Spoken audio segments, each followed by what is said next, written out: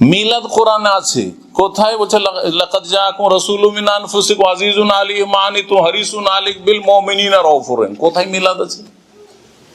মিলাদ তো নেই, এখানে আছে নবী সাল্লাল্লাহু আলাইহি ওয়াসাল্লামের কিছু ভালো গুণ এখানে তুলে ধরা হয়েছে। আপনি তরজমা করে মানুষকে বুঝিয়ে দেন, তরজমা করে বুঝিয়ে দেন, তাহলে মানুষের তো চোখ খুলে যাবে। আরে এ তো মিলাদ মিলাদ করছে, এতে তো মিলাদ নেই। এতে আজ রসুল মিনান, তোমাদের মধ্যেকার একজন রসুল, তোমাদের মধ্যেকার রসুল মানে তাদেরই বাতিলের খণ্ডন হচ্ছে যে তোমরাও মানুষ তিনিও মানুষ, তোমরাও মাটির তিনিও মাটি, তারা তো মাটির নূরের তৈরি।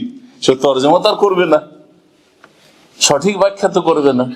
আজিজুন আলী মানে তোমাদের কষ্ট হলে নবীকে কষ্ট লাগে, কথা ঠিক। আমাদের কষ্টে তিনি ব্যথিত, আমাদের কষ্ট চান না, সেজন্য আমাদের হেদায়েতের জন্য আপ্রাণ চেষ্টা করেছেন। মানুষ হেদায়েত না হলে বড়ই কষ্ট পেতেন, মনে হচ্ছে যে তিনি মরে যাবেন, এত উদ্গ্রীব হয়ে উঠতেন। আল্লাহ কা বাখু নাফস জি আল্লাহ ইউমিন বিহাযাল হাদিস আসাফ। জি আজিজুন আলী মান হারিসুন আলাইকুম, তোমাদের কল্যাণের জন্য খুব আগ্রহী, উদ্গ্রীব। বিল মুমিনিনা রাউফুর রহিম, মুমিনদের উপর বড় দয়ালু এবং তিনি স্নেহশীল। তো এই কথাগুলি যদি তরজমা করে দেওয়া হয় তাহলে তার মিলাদ খুঁজে পাবে না।